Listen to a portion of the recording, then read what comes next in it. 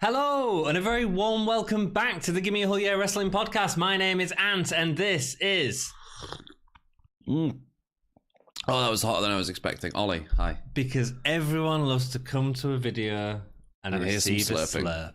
Yeah. That's what we want, man. That's what we do on the Wrestling Podcast. Nice Today we are reviewing NXT UK episode 38.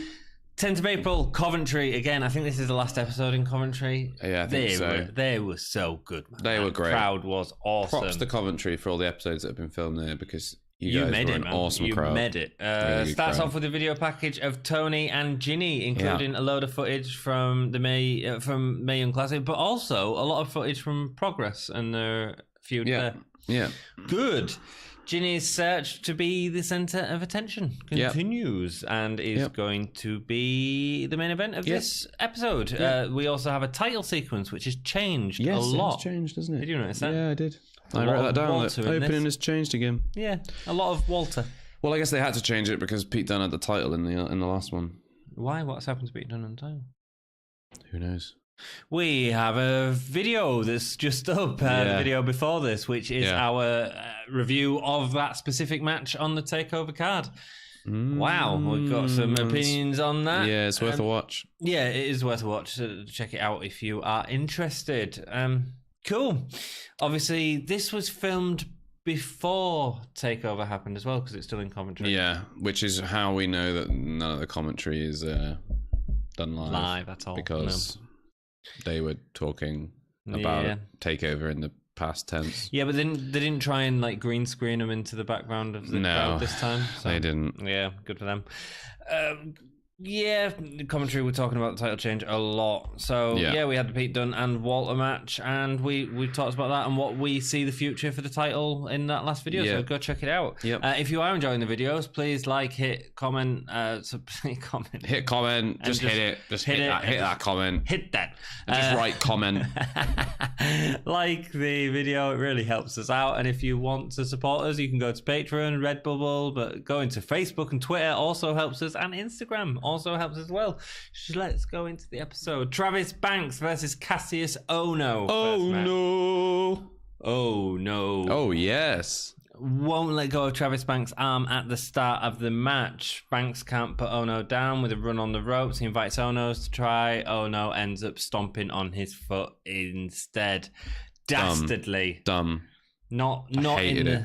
You didn't like it? Hated it. I hate stuff like that in a match, particularly when there's a bit of bad blood going into it, and he goes like, they're stood in the middle of the ring, and he goes, "Oh, you can't knock me over. Well, all right, then you try then." And then they run. He's just like, "Come on, punch each other in the head. Like, what are you doing?" And then he stood on his foot, and rather than just going, "Don't stand on my foot," and punching him when he had his guard down, he like went, "Oh no, you're on my foot." It felt really childish, stupid. Good. I got really mad about it. I got really mad about it. You did get really mad about it.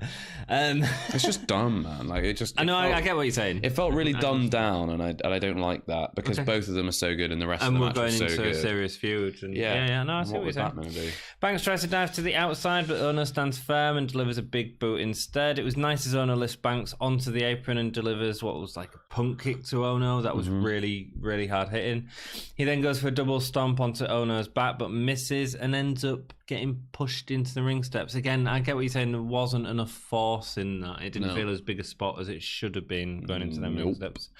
Ohno goes for a moonsault, but Bank moves out of the way. It's a beautiful moonsault, isn't it? It's great, isn't it? I love it. For such a big guy doing that. I mean, it's beautiful. Moonsault. Beautiful. You know what it reminds me of? Bam Bam Bigelow. Oh, Bam Bam Bigelow. Okay. Bam Bam Bigelow, man. He delivered a cracking moonsault. I was going to say Kevin Owens. I know he also does a beautiful moonsault for a bigger guy. But do you know who Kevin Owens reminds me of? Bam Bam Bigelow. Bam Bam Bigelow, baby. Bam. Bam, bam. Bigelow. The ref has to check on Banks after a big knee to the shoulder. They start selling the shoulder a lot at this point. Ohno wraps Banks in the apron skirt and delivers another big boot to the shoulder. Yeah. Interesting use of the ring space. Yeah, cool. Ohno continues to work on the shoulder. I think I've said shoulder about 5 times in the last 5 minutes. Shoulder. He eventually drop kicks Ohno off the apron before finally hitting the suicide dive. Obviously, didn't really hit it in the first time, so that was good. Then heads up to the top of the ramp to deliver a knee. He puts him in the ring for the double stomp using the turnbuckle as leverage, which is great. Banks hit the Kiwi Crusher, but no. Kicks out. Yep. Ooh, a bit underselling there of Banks's Kiwi Crusher. He hasn't had a very strong push, has he, so far? Nope. It's a bit sad. Yep. Banks jumps off the corner and gets a boot to the face on the way down, followed by the Rubik's Cube, which absolutely folded Banks in half. It looked great. Should have been the end of the match. Should have been the end of the match. Ohno goes for the roll-up twice. Oh, no, sorry. Banks goes for the roll-up twice, and then on the third time gets the pin. Stupid. Did you... You see, I quite like it because it's a bit different. And then there's me saying in the last episode, I don't like someone being held in a Boston Crab for 5 minutes. Yeah. Isn't that funny? I suppose. It's weird. I just thought it was a little bit different. I think there was some really nice moments in this. The kick... Ohno catching Banks with the kick from the top turnbuckle was really cool. Really nice, yeah. It looked like he knocked his head off, man. Yeah, but there was some really stupid stuff as well. Like, it was a really inconsistent match for me. Like, just in terms of stupid stuff. So, like, the mid-fight, go on then, you have a go thing, and then stomping on his foot was dumb. Banks' double stomp, like an easy run from the apron, and then tried to double stomp on Ohno, and Ohno moved out the way. Well, Banks' stomp was nowhere near him in the first place. He could have stayed where he was, and Banks would have missed. The inconsistencies of refs counts is dumb, I realized, in this match. This match made me realize how many dumb things there are about wrestling, right? So, like, have you noticed that some refs, they drop down, and as they hit the mat, their first count is like 1. Yeah. Some refs slide down and go 1. Yeah. If you're a referee counting what is like going to be like a professional fight in the world of kayfabe, as soon as those shoulders are on the mat, you should be counting. Like, that's a 1 count, that's a 2 count, that's a 3 count, because that's how you judge someone to be the victor. But they can't get into position that quick. If not, you're telegraphing. No, but they slide down. All I'm saying is, as they slide down to get to the ring, their first count should be with that slide. It should be like, I'm down and 1. 2. But the inconsistency of it is dumb. It's the fact that some do it and some don't. That's what's dumb about it. I pick one or the other. Do you know wrestling can be dumb? It is. Like, yeah, but it needs to be consistent. Yeah. I know what you're saying. Also, there's so much of it that can be dumb that's brilliant about it. Like, there's so much brilliant dumbness. The dumbness we can eradicate and still keep some of the fun dumb. The dumb is worse than the fun dumb. The finish was meh. I don't like a 3 roll. I quite liked it. I like the idea that he was trying different pins and went for the. Well, it showed technique within the different pin attempts, which I quite enjoyed. I also don't get what the point of bringing Kassius Ohno in just to lose to a roll up is. I think it's stupid. Like, he has an opportunity to be a really big to win deal. This, man, because I mean, I think he did. Yeah. Have him lose, but have Ohno be like cheap shot him or do something heelish. You know, like we build the whole thing of wrestling on heel underhanded tactics, which, you know, keeps them on top for a while, and then eventually the hero overcomes them, and then they win, and it's a feel good moment. I've got nothing wrong with that formula. Got nothing wrong with it. So to have like Banks, you know, sell the shoulder for ages and ages and ages, and then have it not feature in the finish because he just does a roll up that you can just hold him down with anyway, despite the fact that his shoulder's supposed to be massively injured. I don't know. Yeah. I'm getting a bit ranty today. I can feel it. I got really aggro with this episode in particular. Do you know what? I preferred this match to the main event of the last match. Did you? Yep. You didn't. No, I you know what? I like the in-ring action, I think, probably more, but there was just some stuff that I just thought there was too much of it that I went, this is dumb, this is dumb, this is dumb. Why are we doing this? I enjoyed it. It got me mad. Be great to hear what you think of the episode. Let us know in the comments below. Oh no, flipping over the ropes though. Yeah, that was on that clothesline. Yeah, I mean, he proper, so and it was beautiful. Yeah, he it was beautiful. Yeah, he just went up to the outside. It was so cool. Yeah, I really liked it. Show an excerpt from Billie Eilish. Is that who it is? Is that a pop star? She's a 17-year-old pop star who is massive at the moment. Yeah, she's you're really more into this culture thing. Well, so this is the interesting thing, is that I saw a music video of hers where she bleeds black stuff from her eyes. Okay, and that's I just really happened cool. to watch it, and I was like, that was really cool. And then I looked up a video on how they did that effect, and it's really cool the way they did it. It's almost cooler than the actual thing itself. But that's the reason why I know who she is. But she's got some good music as well. You should check her out. Billie Eilish. And also check out Billy Idol, because he rocks. Yeah, Billy Idol. They should do a collab. A collab. A tag team. Billie Eilish. So they show a little bit of her video in this. Yeah. She's with all the spiders. Yeah, you should see me in a crowd.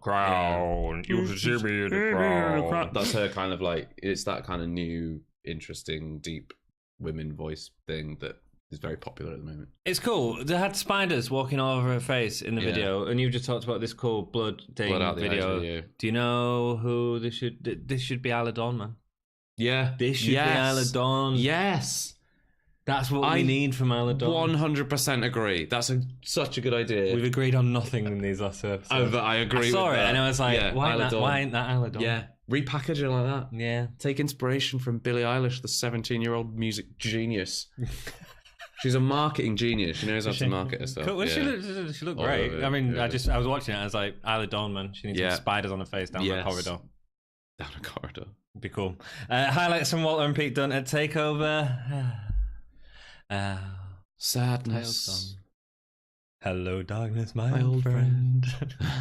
Devlin interviewing next. He doesn't care about a rematch between Walter and Dunne. That makes Dunne a loser, and he's not interested in Dunne anymore. He wants Walter now. Yeah. I think we could have talked a little bit more actually about Devlin in that episode we filmed for whatever. I think that Devlin should have interfered in that match. He should have done that. He should have prolonged that feud that way and inserted himself into the picture.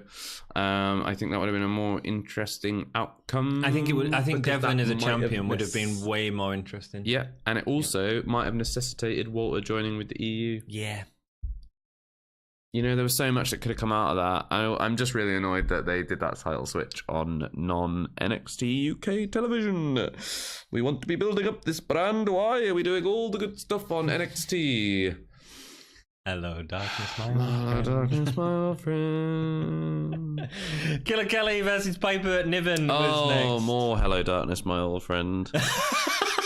Literally, I was like, they were like, Piper Niven is going to debut next. And I was like, oh, who's she's going to fight? It'll be Candy Floss, or it'll be like Xia Brookside, you know, like, let's keep it safe with like, so. And then the Killer Kelly came out, and I was like, oh, why aren't you using Killer Kelly? She's so cool. Her entrance has got even better. So good. Her entrance is great. They do that whole red flashing light thing now at the start of it, while Rammstein is clearly just playing behind her. The Rammstein imitation. I love it.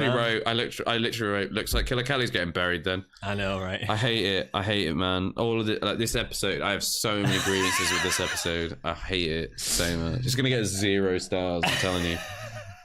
The match is good though. It's good. It was good. It's good. Yeah, it's a good showing for Niven, and it gives her someone good to work with. And Killer Kelly is good. Yeah. So at least we didn't get a botch fest, you know, and give her something she can actually play with. But this is the problem, right? And I talked about this when they brought Kaylee Ray in, right? And it's like the Kaylee Ray introduction to WWE NXT UK should have been her showing up either at the end of matches or in hallways or in places outside and victimizing people by picking out their weak spots and targeting them. Yeah. Kaylee Ray's not a heel. She's she did that promo but she did that promo when she came in, going, "I've been watching you all." No, way before that. Like in the video packages building her up, and she was coming out and she was going, or it was not coming out, but she was doing a video package where she was going. But that didn't feel I've heelish. been watching you all. That felt technician studying. Yeah, no, not for the heel element of it. Okay. But because she was going like, "I've been watching you all. I know how you all work.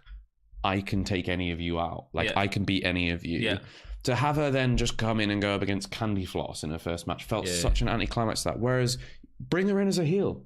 Like, bring her in as a heel and have her build on that thing of like, I've been watching you all. Now I know what your weaknesses are. Or an intelligent face. Yeah. Like, whatever. Like, just something more interesting than here's a debut match with someone you know they're going to beat. Yeah. Like, there's nothing exciting there. Yeah. There's nothing new there. Whereas if she comes in and she starts like attacking people and going, I know that Toni Storm injured the small of her back or whatever, so I'm going to go in and I'm going to attack the back. Or I know that, Ginny's got weak elbows. Or Kaylee Ray would be great, actually. That'd be a great gimmick. Yeah. If her gimmick was that because she was studying everyone, she was so good at reversing that no one could hit a move on her. Yeah, cool. That would be something different. Exactly. And because she's like smaller framed, like that would work. Because then when someone did hit a move, it'd be like, okay, that's fine. You finally found a weak spot. But it's just I have this issue with the introductions where you just basically go like, all right, here's this wrestler, here's this person that you know they're going to beat. Yeah. There's no stakes. There's nothing. You're just waiting for what the finish is going to be, and that's all there is to get from that match. Yeah. Piper Niven could have come in, and rather than I thought it was interesting the way they first introduced her, where she came out and interrupted Rhea Ripley, and she went, most dominant, right, whatever. Yeah. They should have had a Rhea Ripley match and had Piper Niven come out again, not attack Rhea Ripley, but just destroy the person she was fighting. Just ruin the match, make it a no contest, but destroy the person and go, look, I can beat them in 5 seconds, and you were in a match for 5 minutes with them and you did nothing. It'd be more interesting. It feels like we've had a lot of debuts and squash matches. Anything different than what we got would have been fine. I thought it was a good showing, though, and putting her against Killer Kelly at least let Niven work well with someone. Yeah. Debut for Niven, obviously. Kelly can't get the better of Niven in the lockups. A slam followed by a senton on Kelly, and a splash nearly gets a pin. Yeah. I'm really impressed by the way... I know you're just angry. I'm so mad about this episode, honestly. It's reinforcing everything negative I feel about NXT UK. I feel so much I really enjoyed it. I really enjoyed this episode. I enjoyed the first match. This match it only gets worse from here as well. Okay. Joseph Connors, Jack Starr. Right. Very good. A slam followed by a senton, nearly gets rest, right? So the way that Niven pins, she sort of really goes for the pin, and it forces Killer Kelly to not... It looks like she really has to kick out. Yeah. And I don't know if it's just that obviously she's a bigger lass, and so she's going to have more pressure on. But it really feels like when she's... she was lying on top of it, wasn't she? Yeah. And that's great. Yeah. That's great. That's how you should it feels pin like someone. Someone's going for the pin as opposed to getting a shoulder up and that sort of stuff. Makes logical sense. It feels like someone has to use the whole body to get out. I like that about it. I like that. Yeah. It makes logical sense. If you've got a massive weight advantage over the person you're fighting, put your body weight on top of them. Yeah. They're going to find it really hard to get out from underneath you. And let's make them struggle. Make them work. Yeah. As a wrestler, because they've got to expend their energy to get you off them. And it makes loads of sense. It looks good. Kelly, there's a kick in the corner to get Killer Kelly back into the match as she attempts a sleeper, but Niven backs off into the turnbuckle to get her off. Niven delivers a cannonball and the high angle driver for the win. And the match, fine, we knew that was happening. Then Rhea comes out very quickly. Yeah.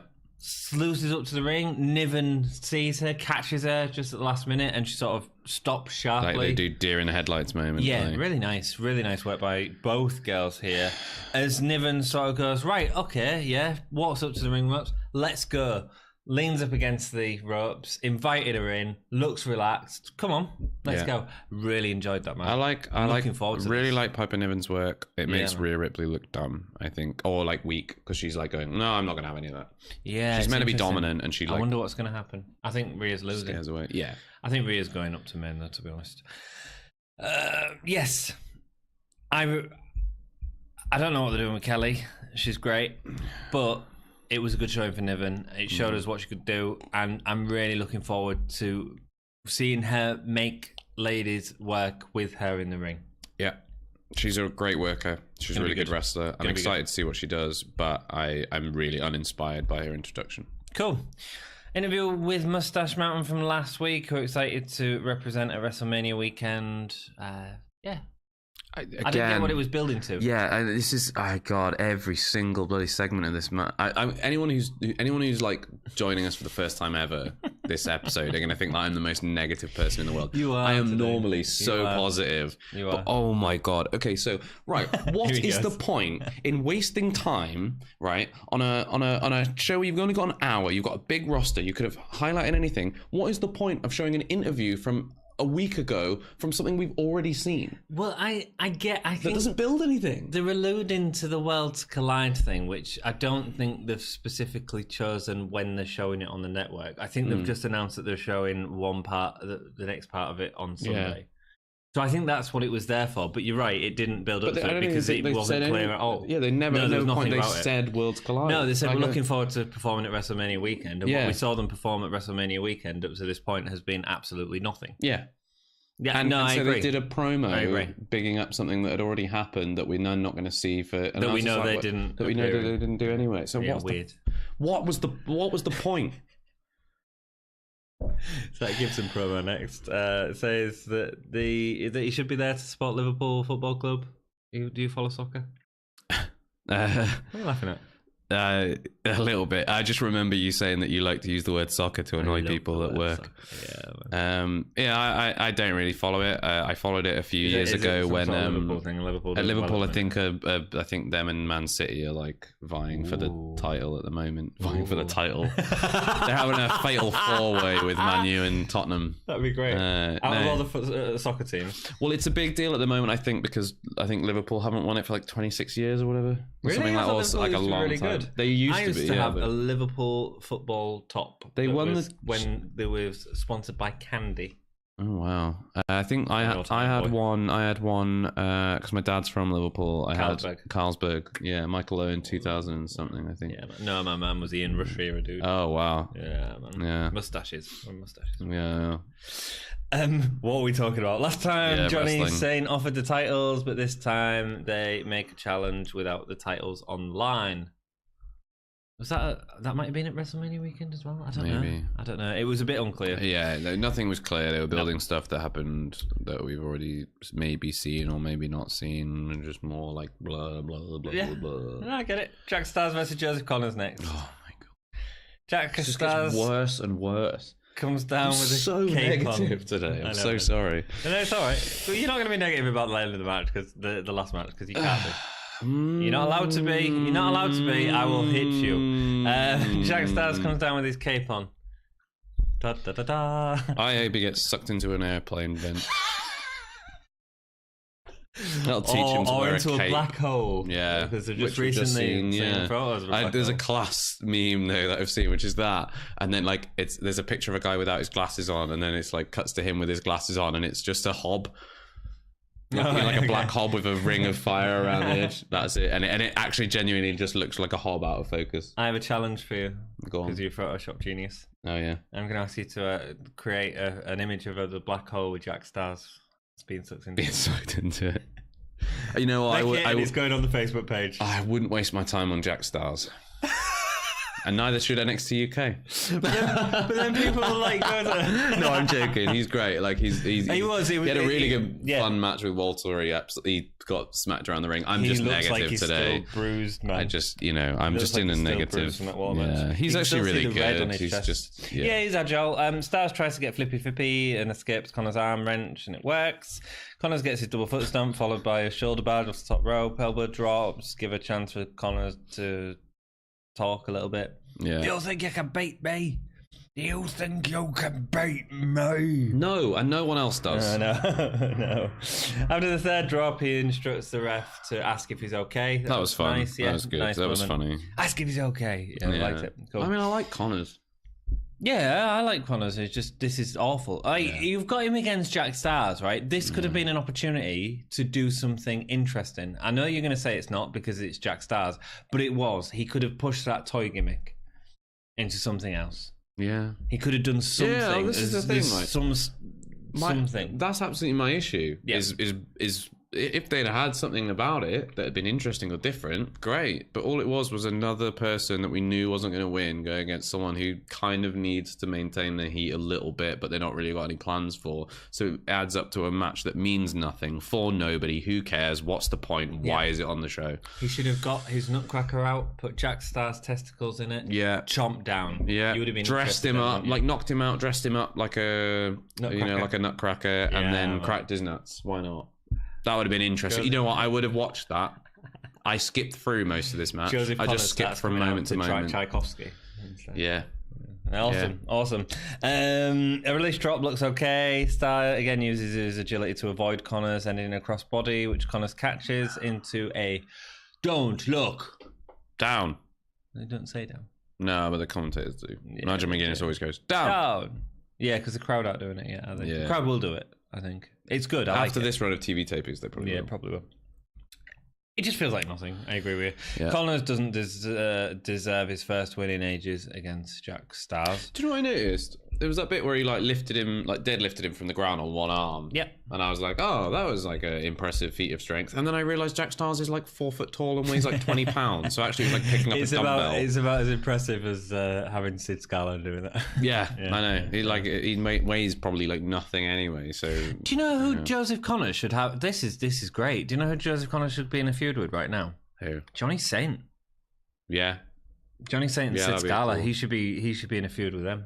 Yeah, and like Sid Scala's like trying to protect Johnny Saint, and Joseph Connors is like, you keep bringing all these new shiny toys in, and I don't want any new shiny toys. I want the old toys. I want the old broken toys like me. I'm Joseph Connors. Because how many times do we get the authority angle, and it's always a heel authority against the face? But whereas Johnny Saint, you can't really have him as a heel because he couldn't remember anything to say. So the remain faces. They've got to remain faces because it's wrestling heritage. So you have that feud with him, and that'd be great. Yeah, I'd watch that. That'd make it more interesting. And then all you then need to do is have like Sid Scala come out just before the match and go, well, Joseph he doesn't have a match with he has a match with Sid Scala and he buries Sid Scala. No, sorry, what I was saying is that like if you want to have the Jack Stars match, if you want to put Joseph Connors with Jack Stars, all you need to do is have Sid Scala come out and going, we're having Joseph Connors fight Jack Stars because he doesn't believe in the shiny new toys, but Jack Stars is a bright new prospect. He's an exciting new prospect or an Harry Potter reject. Yeah, whatever he is. But do you know what I mean? That way, at least there's a reason for that match to be happening. Yeah. And I can get behind that. Yeah. But just going like, this match with this person. Or have Connors do the don't look down early on, continue to beat on him, and Sid Scala and Johnny Saint come out and say, why are you stop beating it, up these stop people? it. Stop it. No, you've got detention. Get in my office. Yeah, Johnny Saint would, wouldn't he? Yeah. Get in my office right now. And Joseph Connors goes, no! And then you have a feud built off that, where he just keeps saying, get in my office, and then he starts bringing rulers to the ring. And slapping him on his palm and going, I will have him in my office if it's the last thing I... Sid? That's great. And Sid Scala goes, do is the word you're looking for. You know what's really fun though? Like, this is rubbish, but we have fun with it. Yeah. I mean, it's... and that's why these guys listen to the podcast. I enjoy getting really angry about it, which is something to be said. Yeah, good. Dave Mastiff... to talk about his dad. Jeez. Oh, this is like this whole show, every segment, I was like, what is going on? My dad did love me, but he didn't show it, so now I'm mean. Like, is that what he's saying? No, I don't know what he's saying because he's not mean. He's a not. Good guy. Yeah, he's been good this whole time. And he goes like, I'm a monster because my dad loved me, but he just didn't say so. If you know he loves you, why do you care? Like, the story there should be, my dad didn't love me. And then, like, down the line, his dad comes out and goes, Dave, I always did love you. And he goes, I don't have to be a monster anymore, but I will be anyway. It makes no sense. He's a dominant face. Yeah, I know. That's his character. And stupid, isn't it? It just comes out of nowhere. Now I just want him to have a feud with his dad. Like, that's all I want from that now. Is I want him to be like, hey, look what I've become, Dad. I'm a bad man. But it turns out that Johnny Saint's his dad, right? Yeah, fine. Perfect. And then have him murder Johnny Saint. I don't get it. I don't get it. I mean, what I would have preferred, and this is what they should have done, is Dave Mastiff doing the whole bodybuilding thing. The Tiger playing. Really corny. Would have been fine with that. Would have made me laugh. But we did that. We did that a couple of weeks ago, didn't we? I think. He did this whole talky thing still while he was doing it. And he was going, I'm from the black country. I'm doing this. I'm doing that. This week, his daddy didn't love him. I don't get it. What? He's missed his stubbed his toe on the way to school once, and for some reason that means that he now is a wrestler. I'm now a stubby man. I don't get it. I don't get it. What? NXT UK Women's Championship. No. I got one more thing to say about this. Go on, say it. What is it with reintroducing people all the time? We haven't seen them for a few weeks, but why does that mean they need like a reintroduction? It goes like Dave Mastiff. I did say coming soon. And it's like, we had him already. Like, it's the same guy. Yeah, and don't this is the guy that you should be saying is the person that's not being beat yet. Yeah. Because that's not coming soon. Not like, I get it. I can forgive it when it's someone you've had be buried over and over again, because it's like you're going, okay, no, they're going to be different this time. Yep. But Dave Mastiff has never lost a match. He's been amazing in every match he's had. He's had some really memorable moments with Eddie Dennis. Why are you acting like we don't know who he is? Ollie. Shanti. Usa. What's Usa? It's Bad Boys. Okay. Rock and roll. Cultural references. Yeah. Bad Boys. Let's talk about something great, Ollie. All right. But however... you didn't like this match. No, I like the match, but I have a real problem with it. Okay. I can't wait to hear your problem, because I thoroughly enjoyed this match. This match got the big money treatment, right? It got like the promos, it got like quite a good build, it got some really good like video packages and stuff. Yes. Why the hell was it less than 12 minutes? That annoyed me a little bit. However, I think it was to the benefit of the match. And I'll tell you why, because what we missed out on was 3 minutes of them arm wrestling at the start.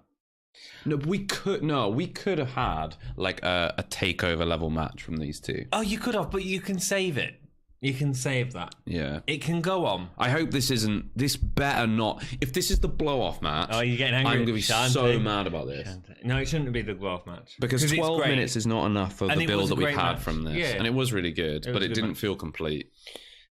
I think because they cut out a lot of the guff from it, it felt really good for me. It felt like just a good, solid 12-minute match. Ginny looks at the belt whilst spreading her hands across the stomach at the start. Do you notice that he took it away and she still stood there, like, doing that? And I just thought it was really funny. He went like, "Nope, we got to get on with this." And she was like, "Oh, okay." Yeah, great character work. Love Ginny. The two start fast. Ginny arms flying everywhere, hitting Storm. While Storm does the misdirect run on the ropes early on, where she changes direction for the kick. Great. Yeah. Storm driver she goes for is countered into a dragon screw leg takedown from Ginny, which looked really aggressive. It looked like it pulled a leg from a socket. The commentators really sold it as well. Yeah. They were like, "Oh my God, a dragon screw." And we were like, wow. I've never seen a dragon screw sold like that before. Exactly. It was cool. It was nice. Exactly, yeah. And that's what's great about these two. Fresh, you might say. Fresh. It was. It felt fresh, especially after the rest of the episode, although I did enjoy the first match. Into the surfboard submission, but Tony's arms escape early on, so it puts her into a Boston Crab instead. Yeah. Tony then gets a surfboard. So again, you got these like repetition of moves. It's great storytelling. Yeah. Wrenching back on Ginny, kicking her as she gets an arm free. Yeah. Really great. Ginny hits a flatliner onto Tony on the second turnbuckle. Sold it like a champ. Looks vicious. Looks nasty. Yeah. Nice backbreaker from Ginny onto Storm. Very nice. Looks so neat. Yeah. Followed by that axe kick. She gets her legs so high. Yeah. You know, I'm not a massive fan of Alicia Cox. Ooh, Alicia Fox. Alicia Fox. Alicia Fox's kick to your Cox 6. Her scissor kick is great. Yeah. It's a really good kick. But Ginny's is even better. Like she gets her like so high, which is great because she doesn't look like she hasn't got the muscle mass to look like she gets the force. Yeah. So instead, she uses the extremities and she uses the length to get the. Can you dig it, sucker? It's great. Love it. Storm misses a forward flip into the corner. Ginny shouts, "This is my NXT," while slapping Storm. Disrespect. But Storm turns it into 3 Germans. Again, great. Ginny like sort of counters the third one. So it's like the spot where, we're not going to get the third one. But Storm keeps hold and gets it again. Nice to see something like that because it's not the obvious thing. And Storm delivers the best Germans and Ginny sells the best Germans. So those two together, it's like gold, man. Gold. Yeah, really good. Storm goes for Storm Zero, but Ginny rams into the corner and delivers. What's it called? It's not the X Factor. It's called something like Fashion Statement or something like that. Is that what they're calling it now? It's dumb, but it's fine. Something on it. Anyway, it's an X Factor from the top. X Factor from the second rope, isn't it? Storm doesn't kick out, but her foot, man, on the rope. It was perfect. It was really. It was great. Best moment of the match for me. Yeah, it was because ring awareness. She spiked her head on the mat. Yeah. For selling that, and then I thought that could be it. I genuinely thought that could be it. But it's so much, and this is where their chemistry is incredible, really good. You can tell that she trusts Ginny. Yeah. That Ginny's going to make sure, because it was Ginny who was in control of her legs being on that. Yeah. Because she was floppy. She'd let herself go. Oh, it was beautiful. And Ginny, she could trust that she was going to make sure her legs were on that rope. Yeah. And it was sold like a beast. It was. I genuinely thought that she was going to get the pin there. I didn't, but I loved it. So that's all good. Ginny goes for Storm Zero, but is met by a headbutt again. A nice spot. Like, at some point, and this is why it can continue, is Ginny going to get the Storm Zero? Yeah, and is that going to be the end of Tony Storm's title run? Do you mean Ginny's finisher? No, Ginny. Oh, wins she. the Storm Oh, Zero. yeah, no, right, yeah. Sorry, she did. But She did. Tony gets out of it I forgot about that bit because of the headbutt, which because looks great. Tony did her move earlier on Yes. with the Yes. Did she? I missed that. Yeah. That the surfboard thing. Oh, right, that's yeah. what And then Ginny use the always kicks. does, Yeah, and I see she, what you're like, saying. Yeah. used it on her. Yeah. Ginny goes for Hurricane, but then that'd be a great takeover moment or whatever moment where she hits the Storm Zero on Tony Storm, and is that move going to put Tony Storm away? It's great. The headbutt was amazing. It was. Oh my god! They gift it on one of the WWE social medias, and so I'd actually seen that before I watched the match because I didn't see the match till the next day. Oh my gosh, it's really great. Good. And just, really Tony just sells that stuff so well, like hanging. Yeah, and Ginny like was still on her feet all the way down. Like that was the class thing. Like she kind of flopped backwards, but Randy Orton style. Yeah. You know when Randy Orton takes like a super kick and his like body goes before his legs do, so he sort of flops backwards onto the mat. Oh, Ginny sold it like a beast. It was really good. Great match from these and then ladies. Tony does the Shawn Michaels fall into the pin thing. Yep. Oh god, beautiful. Ginny goes for Hurricane, but is held by Tony Storm, who lifts her up for a powerbomb before delivering the Storm Zero for a win. Yes, I love this match. Yeah, it wasted no time, right? And I think that you're right. It was. I think it was out of order not giving these ladies longer. Yeah, but they went straight into it. There was no messing about. It told a great story. It was a great 12-minute match. It was a great TV match. Yes. What it could have been was an awesome takeover match, but I think. We'll wait for that in the future. Hopefully they do that. I think that you're right. They should have done some false finish with Ginny getting the DQ or something like that for the win. Yeah. But, because I don't see who else is going to go for Tony Storm right now. Maybe Kaylee Ray, because she already went over. She already went over Isla Dawn, didn't she? But what does she do? Who does she go over next? Killer Kelly? Who is there left for her to go over? If Rhea Ripley's involved with Niven, and Candy Floss is already beat. Xia Brookside, probably. I guess, but that's a step down, isn't it? What from Killer Kelly? No, not the way she's been sold. Oh, from Isla Dawn? No. Well, maybe. Isla Dawn's not won anything, though. Xia Brookside just lost to Rhea Ripley as well, didn't she? Previous title. It feels all a little bit like... We'll see where it goes. I want to see it continue for sure. I do. I hope that's not the blow-off for it. How many gay stars do you give this episode? It's annoying because it was a really good match. I wrote a really high number down and then I was like, actually, no. But the rest of the episode, every other segment was in some way brutally flawed. 2.5 for me. The last match picked it up so well. I enjoyed the first match as well. 1 star from me. And that's generous, to be honest with you. Wow. Considering how much I hated the rest of the episode. Wow, you're normally the guy that was like... I know. The last match was great. It was great. But it wasn't long. It wasn't the length that I think it could have been or should have been. And every other segment infuriated me for different reasons. I think, for me, there's been some episodes recently that have been absolutely characteristic about what makes NXT UK amazing. And this episode was characteristic of all of the stuff that really, really frustrates me with the product. I was really mad about it. I can as tell. You can see. I'm so sorry, by the way, if my voice got really loud and I'm screaming in your ears. I'm not normally that negative, but it just really upset me. Okay, cool. I really enjoyed the last match. I enjoyed the first match, and the rest was all but it didn't. It didn't annoy me. Best match? No brainer. Best performer? Ginny. For me, Ginny. I put Storm. It's hard to call it, man. Yeah. They're both great. I just think, like... So much good chemistry. I think also, like, for me, I was so not sold on Ginny initially when she first was introduced, like, way back in like, the first couple of episodes. Really wasn't sold on it. She's really won me around. You can go see all his opinions on Ginny when she first came out. I'm more than happy to hold my hands up and go, I was totally wrong about Ginny. I think she's been absolutely amazing, and so, like, I've been really enjoying all the work she does. I think she sells really well. I think her offense is really good. I think considering she looks like the sharpest, gangliest woman in the world, I totally believe her as a credible threat, which just feels. Which do you know who needs to watch her a little bit more? Eddie Dennis. Yeah. Holy shit moment of the night. Probably that X Factor from the middle rope where Tony really got spiked on it. Or it looked like, I mean, she didn't get spiked badly, like in a bad way. She got spiked in a really awesome, that move was sold really well kind of way.